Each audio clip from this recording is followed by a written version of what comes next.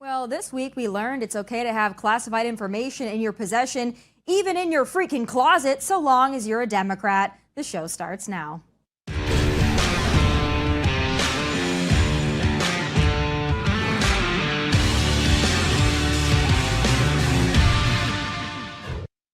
Well, folks, there were classified documents from Joe's tenure as vice president found in a closet in his private office at the Penn Biden Center.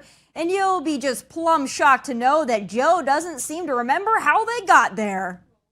I was briefed about this discovery and surprised to learn that there were any government records that were taken there to that office. He was just plumb surprised. Golly gee, go figure, no freaking duh. Joe has classified documents in a closet. Hillary had a private server in a bathroom, and yet it was Donald Trump that was aggressively raided by the FBI. That's some real convenient national security work right there, folks. So let me guess what happens next. Nothing. Biden forgot, the media will forget, and there will be zero accountability or repercussions because, as we well know by now, that's how liberal privilege works. Joining now to break it down and weigh in some more hot topics fresh out of the swamp is senior digital strategist Greg Price. All right, Greg, so I want to start out with some expert analysis from a group of top-level experts and get your take on the other side. Let's play it. There are differences in what happened. Yes, but the optics are not good. Well, we all know that Trump is a liar and a thief. We know that. So it's not that big a jump to say that he obstructed and he lied. We don't think that Biden is a liar and a thief, so we give him the benefit of the doubt. That's partly what's going on. But what I think also is going on, no matter what the truth of it is, Whoopi, they will spin it, Bubblehead and Marjorie Taylor and that crowd, Matt Gaetz. You think they're not going to spin this, that it's just as bad as Trump? And so the lie gets out there, people believe it, just like that Donaldson person, whatever his name is. Byron. What's his name? Byron Donald. Greg, there's just so much there that I'd love to go over. We always have wonderful nuggets given to us by Joy Behar, but I want to start with her whole premise of, Trump is a liar and a thief. So if he does something, it's automatically bad, it's criminal. But if Biden does it, well, he just forgot. So we give him the benefit of the doubt. Do you give him the benefit of the doubt, Greg? Yeah, my go-to analysis for legal advice over the keeping of classified documents is definitely Joy Behar. I mean, that comment is just like the epitome of liberal NPC brain behavior right there. Like it's hilarious to watch. But no, Joe Biden does not deserve the benefit of the doubt, and let me tell you why. When it came to the documents Donald Trump took to Mar-a-Lago, he was in an ongoing dispute with the National Archives over whether these documents were considered to be classified or not. Because presidents, unlike vice presidents, are constitutionally able to declassify and classify anything they want. So this was the dispute Trump was in with the National Archives, who then, for reasons we still don't know, filed a criminal referral to the DOJ. Obviously, we don't know any of the details about what documents Trump has. We don't know the details of why the FBI decided to raid, because as we remember, the affidavit was heavily redacted. But when it comes to the documents found in Joe Biden's personal office at the Penn Biden Center, those are documents from when Joe Biden was vice president. Unlike Donald Trump, who was president, vice presidents are not able to declassify and declassify anything they'd like to. So therefore, no, Joe Biden does not deserve the benefit of the doubt. But they're going to give it to him anyway because these people aren't hypocrites. They've built a system where they can do whatever they want while everybody else is subjected to the minutia of the legal code. Yeah, well, that's exactly right. And again, he gets to play that card. I don't remember. I don't recall. And we believe him because we know that he doesn't remember and he doesn't recall. I mean, that is truthful, but it still doesn't make it acceptable. And we know that this is all going to be swept under the rug. Nobody is going to give a crap about it because it's Joe Biden. He gets away with whatever. But I still wonder, we've got the House Republicans now that are doing a whole lot of things. Even in week one, last week was kind of a bye week because of the mess. But in week one, they're doing a lot of things, including that select committee on the weaponization of the federal government, the FBI, the DOJ. And of course, we know Democrats were certainly not in favor of that. But do you think this is going to gain any traction? Are we ever going to get some information now that we have that slim little tiny majority in the House? Well, I think it's certainly a start to create this committee. So the original Church Committee, which I think was formed in the 70s, they were the ones who uncovered the MK Ultra program, which is when the CIA was literally doing human experiments in mind control. And they found a bunch of other, terrible things that the deep state was up to back in the 60s and 70s. So I think this is definitely a good move. Jim Jordan is the perfect guy to lead this committee. People like Thomas Massey and people like Dan Bishop, absolute warriors against the intelligence against the corruption in the intelligence community, are going to be on this committee. So I'm very hopeful that for what this committee can uncover, and that there will actually be consequences for the people that have broken the law and rigged elections in this country. I think it's an absolutely great move. And another thing about it too is we would not have had it if these 20 Republicans did not hold up the House vote this week. This was part of the deal, the concessions that they forced out of Kevin McCarthy. Yeah, you were obviously following this very closely, as I was, and I saw you the entire time. I mean, you remained steadfast as well. I was personally very annoyed by the whole thing, but I get it. And you know what? All is well that ends well, and I think it ended well. We still have McCarthy, but we have a long list of concessions. So at least it feels like we're getting to work, and the machine is working properly at this point. Another thing I want to talk about, speaking of Matt Gaetz and others, we've got those January 6th tapes, those 14,000 hours from January 6th. What do you think that they're going to uncover from those tapes, and do you think it'll make any difference? Well, who knows? But of the tapes that have been released, we've obviously seen the ones of Capitol Police officers holding doors opening for protesters. There were some taking selfies with protesters. And the thing about this footage, the government is not only not releasing it, they are literally fighting to keep it hidden. They're fighting to keep it hidden. So what we're going to uncover, I don't know. But based on how hard that the feds are hiding to keep this footage from the American people, and based on the stuff that we've seen come out already that tears into the preferred establishment narrative of what happened on January 6th, who knows what we're going to find. I just wonder if it's going to move the dial at all, because we've had so much information come out in the last 2 months even. I mean, the Twitter files, this new lawsuit with the attorney generals who have gotten this new information, the Facebook emails that I appreciate you flagged for me that my name was mentioned in those emails. But we're getting so much transparency, and we're getting so much proof of all these conspiracy theories that we've had for years, but it doesn't seem like the public at large cares. And this is what I ask every single one of my guests, because it's so frustrating for me. It's like you put it right in front of their face and you say, this is what's happening. Do you see the corruption? And they go, Donald Trump, he's a liar and a thief. And that really seems to be where we are.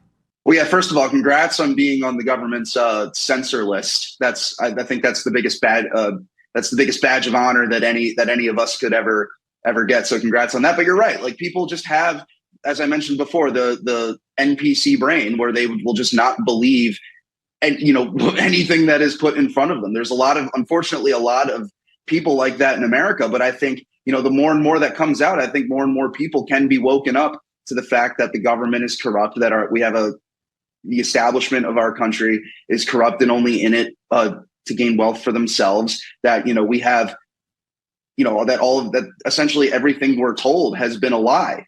And, I think the fact that Elon Musk now controls a major social media platform like Twitter and gets all this stuff out there, I think there's a lot of room for, the more and more of the stuff that comes out, that the more people wake up to what's happening in our country.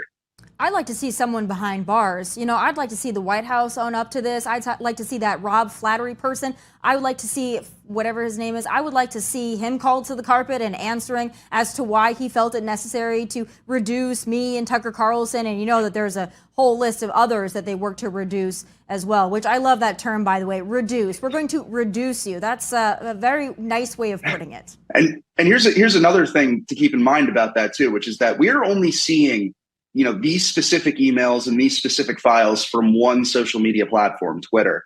And, people kind of have this heightened impression of the impact of Twitter, because it's like it's kind of our digital public square in the 21st century.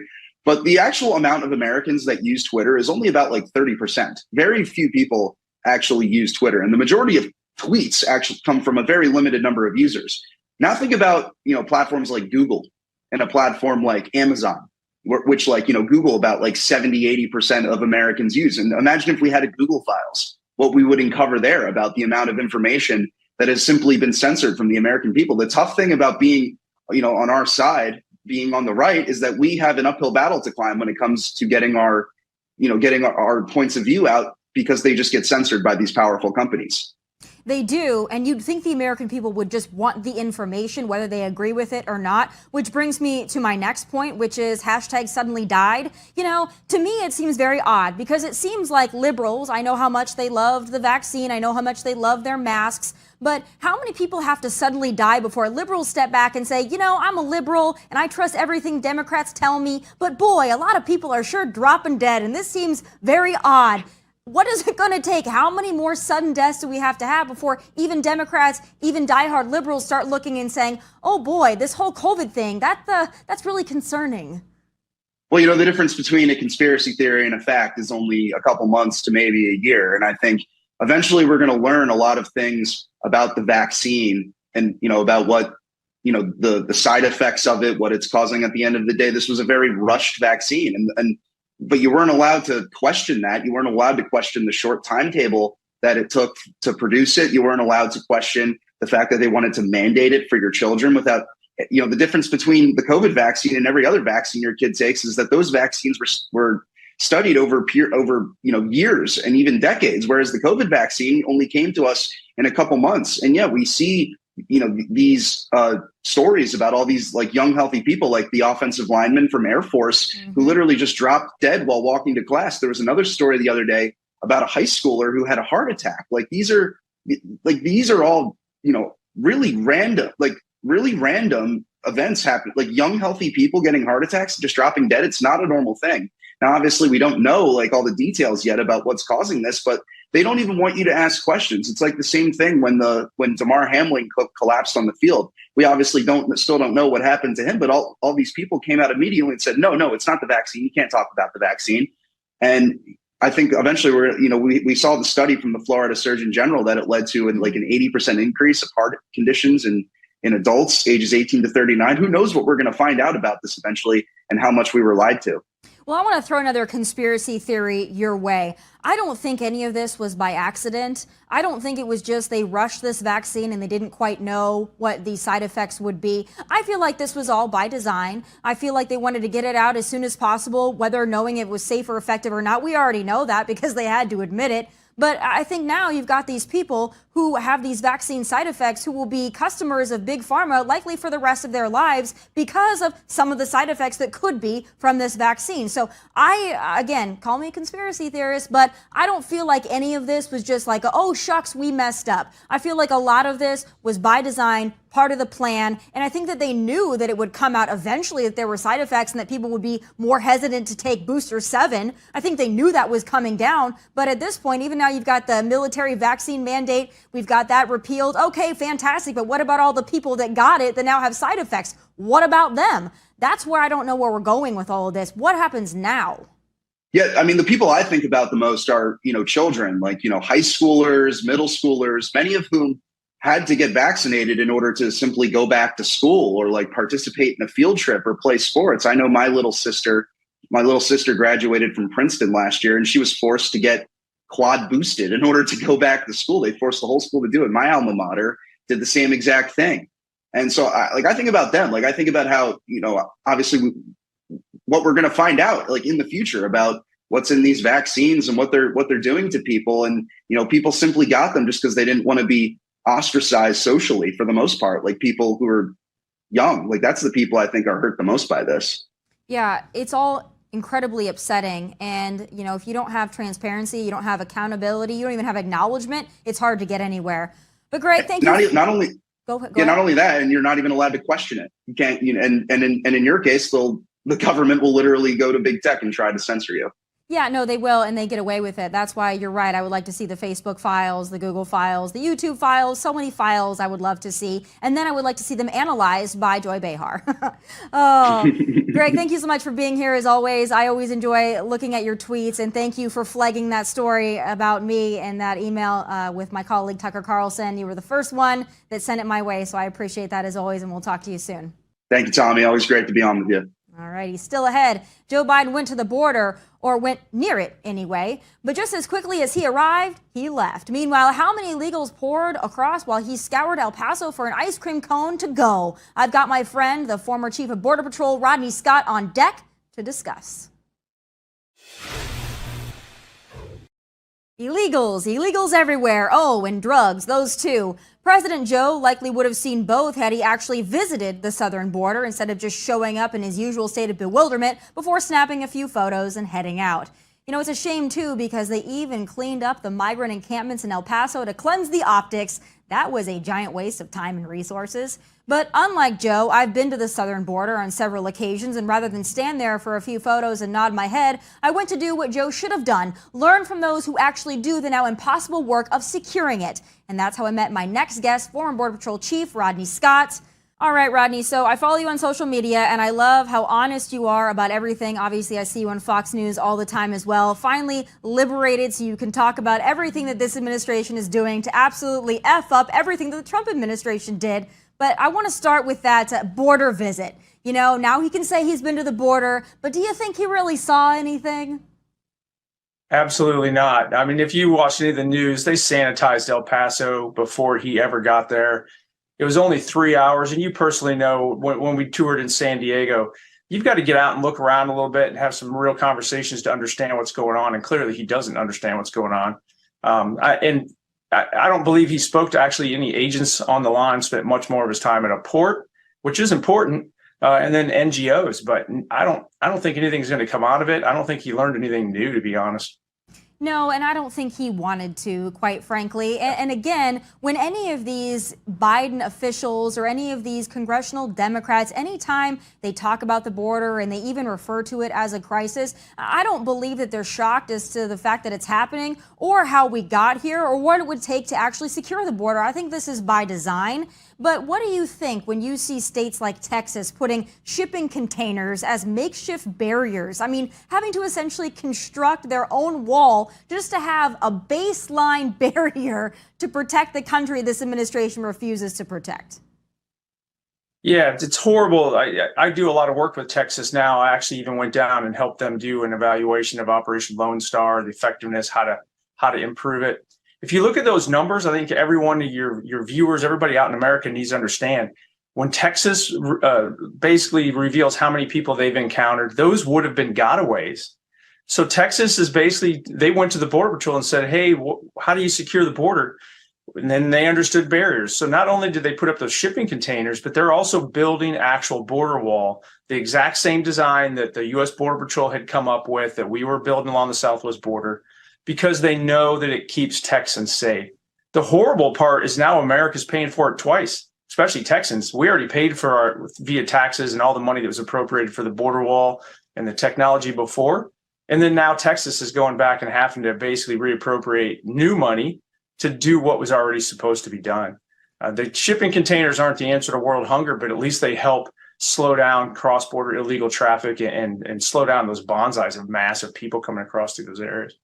So I was actually in Arizona, I guess it was a couple of years now, kind of right at the start of the Biden administration, and I saw pieces of border wall and equipment that had already been funded for border wall sitting there and rusting. And we're talking millions and millions of dollars worth of wall that just sat there because the Biden administration wanted to send a virtue signal. But even as we know how important the physical barriers are, you and I spent a lot of time looking at wall prototypes when I was in San Diego several years ago, but none of it really matters how great your barriers are. You can have a moat filled with alligators if you want. If the Biden administration is opening the door saying, just come on through here, we'll process you and release you into the country, it doesn't matter how tall your wall is or how much barbed wire you put on it. It doesn't really matter when the policy is what it is. That's 100% accurate. Thank you for bringing that up, Tommy, because some of the legislation that's being pushed currently, even by the right, it funnels money to the Border Patrol and it funnels some technology, they call it. But if you look closely, it's all focused on expediting how quickly they process people and release them into the United States. The problem we have today is a policy problem. As long as this administration really focuses on catch and release, very intentionally catching and releasing people into the U.S. as quickly as possible, there's no barrier on the planet that's going to slow them down. And the cartels, by the way, I'd be remiss if I didn't bring this in there.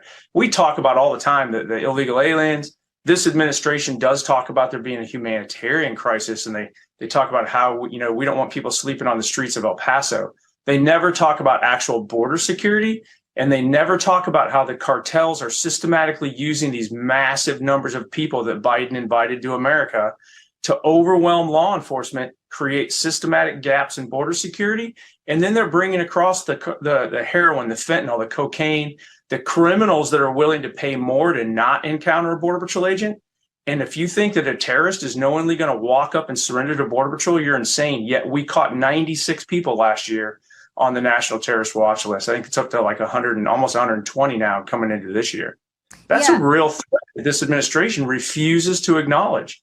No, it certainly is. And you're right, Border Patrol agents, even back during the Trump administration was when he was getting so much criticism for his zero tolerance policy. I mean, that's when I visited you, when he was saying we need to secure this border, we're going to do it. And then everyone was in an uproar. AOC went down and she cried at the wall and she cried at the cages that Obama set up, all this. And he was saying, no, we're going to actually fix this problem. And he was well on his way to doing just that. I mean, I went several times during the Trump administration and it was almost crickets. We didn't really even see a whole lot of activity because people were not incentivized to come over. But even when I was with you, your agents were still microwaving burritos and handing out blankets. I mean, they were still babysitters. I can't imagine what agents are dealing with now. Of those that you still keep in regular contact with, what do they deal with on a daily basis?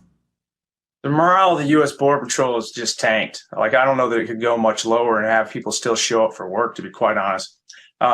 The vast majority of them are doing exactly what you just stated. The cartels push over these huge groups of people. And again, if anybody out there has the courage to get into debates with individuals on the left, and they keep talking about all these asylum seekers, why would you, if you were going to claim asylum, why would you wait until like 2 a.m. to cross the raging Rio Grande River in December when it's freezing cold, or go out into the middle of the desert in Arizona? It's because the cartel controls all of that. So the cartel watches how many agents are on duty. They push across enough illegal aliens to overwhelm them. And then the Border Patrol agents are stuck inside processing the rest of the shift. The cartel gets to do whatever they want. So here's the thing. The Biden administration may not want to talk about it, but the agents know that when they're overwhelmed like that the cartel's bringing in serious threats to their family and this country, and they feel helpless to do anything about it, even though that was their mission. And that's the frustration that you're seeing within Border Patrol today. And it's just getting worse because they don't see this administration talking about border security in any meaningful way. No, and they don't care. And you're right. We need to stop this funding to DHS until we secure the border, because throwing more money at the problem is actually exacerbating the problem. They get more money to work with. They move people through quicker, but it doesn't solve the problem. I want to talk as well about Biden's new policy of allowing 30,000 folks from, Cuba, Haiti, Nicaragua, Venezuela to come over, and they get this like temporary asylum. They get on temporary parole. What's that all about, and what's that going to do? First and foremost, there's nothing more permanent than a temporary government program. So don't buy into that. It's all smoke and mirrors. Secondly, the numbers just don't add up. If you look at 280,000 encounters U.S. Border Patrol had just in November of this last year, 30,000, really? It's not going to make a drop in the bucket. And the people have already indicated that they're not going to wait in line. And by the way, that 30,000 number, from what I understand, was decided by Mexico, not by the United States. They basically, part of the agreement, they said, hey, we'll take back 30,000 if you let 30,000 in. Since when do we give other countries the ability to decide who and what comes into this nation? Under the Trump administration, whether people like it or not, he understood, and the last administration understood, that Mexico is a little bit different. And I'm not criticizing them. It's just reality. We talk about like different sayings and we joke around about them, like silver or lead. But that's a saying in Mexico that's really true because the cartels have so much control. So the last administration, Trump, made it more beneficial or more painful, if you will, to not work with the U.S. than to work with us. This administration walked away from all of that. This program, it's just another signal to the world that there's a million different ways to get into the United States illegally now. So why the heck should I bother waiting in line and doing it legally? Yeah, nobody's going to do that. Why would anybody? When you see all these people cutting in line, even if you are just coming over here to work, you're not going to wait in that line. But now even the Florida Keys is being absolutely bombarded by these individuals. Ron DeSantis is having to activate the National Guard to go try to stem that tide, but it's never going to stop. I mean, being what our country is and how much border we have, I don't see any way to stop a full-blown, and I call it an invasion, at any part of our border whatsoever, because everybody's coming. Yeah, so you hit the nail on that too. It's the United States Border Patrol, not the Southwest Border Patrol.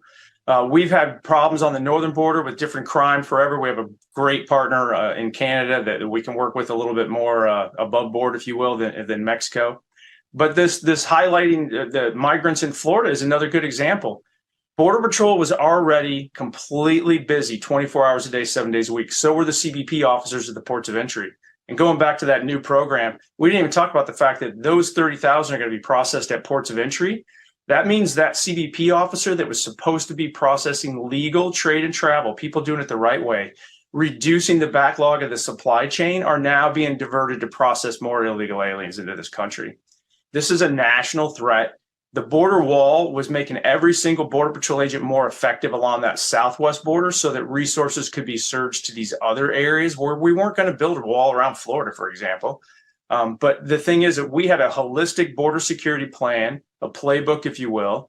Biden threw it out. His administration took every single thing they could find that we've developed in the last 4 years before them, and they threw it out for no reason other than the fact that they hated the prior administration. None of it makes sense. Well, that, and they really don't mind if we have millions of illegal aliens coming into this country because they want to bolster census numbers and get more Democrat representatives. Last thing I want to talk to you about, though, is Gavin Newsom, because I know you obviously spent a lot of time in California. Gavin Newsom was your governor, was my governor for several years. He took a trip to the border about a month ago, and he said, oh, it's a problem here, and California is having to do the work because the federal government isn't, and it's all Republicans' fault. When Gavin Newsom says something like that, from the time that you spend in California and probably even working with Governor Newsom at some point in time, what do you make of his little trip and what his plans would be? Should he potentially be, I don't know, the president in 2024?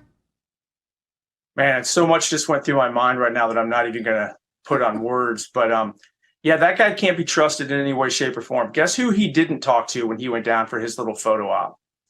The U.S. Border Patrol, U.S. Customs and Border Protection. He pushed through a sanctuary state law while I was the chief out in San Diego that completely devastated task forces that were working on counter narcotics up and down the border up and down the coast, because that's also a border. And we had great relationships with state and locals. And basically they pushed through this sanctuary state law that destroyed all those task forces.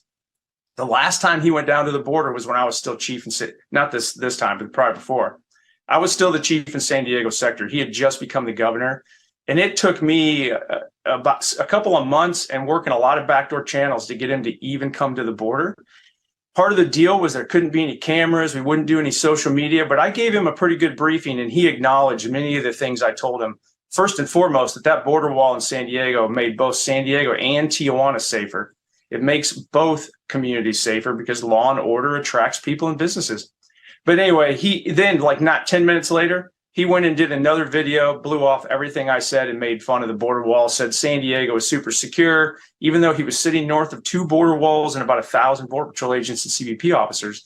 He said that, Trump's border security was dumb, basically, and it was not needed. You can't trust anything that guy says. Look at his track record of actually destroying that state. That's what we should pay attention to. Yeah, I mean, I think anybody can tell you that. Yeah, anybody that's had any experience with Gavin Newsom could tell you that. But boy, does he put on a good show. Rodney, thank you for everything that you do and for being so vocal. I obviously follow you on social media, see you on Fox all the time, and I'm so happy when I do see you. And it's so great to reconnect with you. And please, to all those Border Patrol agents, you know how much I love Border Patrol. And please send them my love, my support. I wish this administration would let me go down for another tour, but that's not going to happen anytime soon. So maybe when we get a new administration. They won't let anybody go. Yeah. Right. Yeah, they definitely will not. The Trump administration was happy to have me there, and I obviously got to do several tours with Border Patrol, but as soon as Biden came into office, they said that wasn't appropriate anymore. So maybe one day, and thank you so much for everything that you've taught me. I use it really every single day, so I appreciate all that information. Thank you for keeping the fight going out there, and hey, 2025 can't come fast enough. Exactly. All right, thank you so much, Rodney. Still ahead, Zelensky's country is at war, but he has time to get the Hollywood award show spotlight. Go figure. My final thoughts are next. Zelensky, whose priority is apparently not to monitor the active war zone we are funding him to defend in Ukraine, took the time to speak to the Golden Globes Award audience, however small that was, last night. How cute. It's time for final thoughts.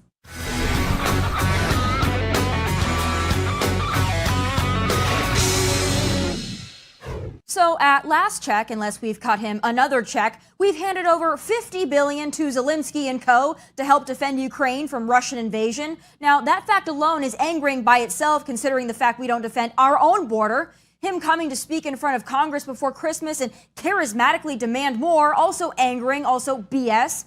You know, I feel for the Ukrainian people. I really do, and I support their mission to fend off Russia. I sincerely do. But that man, that Zelensky, is a snake if I've ever seen one. I don't trust him, and he makes my skin crawl. What kind of leader finds it appropriate to make an award show speech as his country is at war? The man has made this entire war effort about himself, posing for Vogue, meeting with celebrities, meeting with prominent old folks, having his mug spread across Time magazine for Person of the Year, and of course, grandstanding in front of award show audiences like the fame junkie he is. Last night's little message of peace at the Golden Globes was his second appearance at that particular award show, and apparently he owns only one tracksuit. But he was also there last year to suck up the spotlight, and Hollywood liberals gladly obliged, because the only thing those jewel-encrusted movie stars like celebrating more than themselves are hacks like them, especially hacks that receive taxpayer funding to incentivize their hackery. And no, I'm not dogging on Zelensky because I'm a Putin sympathizer or a Russian sympathizer or any of it. I'm dogging on Zelensky because while his people are fighting, starving, cold, and fired upon, he is showboating his happy, indulgent ass on TV like a big shot, like he's a freaking Kardashian. It's disgusting. He is using a devastating war in his country to prop himself up, seek, and then gain attention. It's sickening to me. And we keep promoting him on both sides of the aisle as if Zelensky himself is the embodiment of resilience and bravery. No, he's a failed comedian turned president turned fame pimp, and I've had enough. I support Ukraine. I don't support that clown. And those are my final thoughts. Be sure to catch the entire show as well as exclusive content on Outkick.com. From Nashville, God bless and take care.